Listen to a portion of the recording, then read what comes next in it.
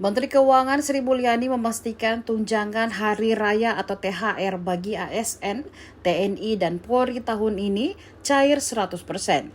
Ia menyebut aturan pencairan masih dalam proses dan akan diumumkan oleh Presiden Prabowo Subianto.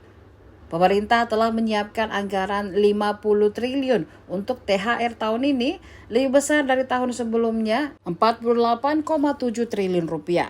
THR akan dicairkan lebih awal, yakni 3 minggu sebelum Lebaran.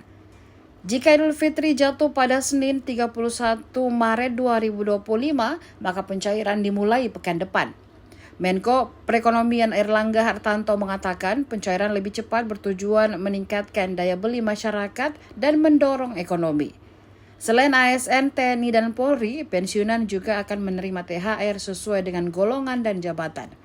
Pemerintah juga meminta perusahaan swasta membayar THR paling lambat seminggu sebelum Lebaran.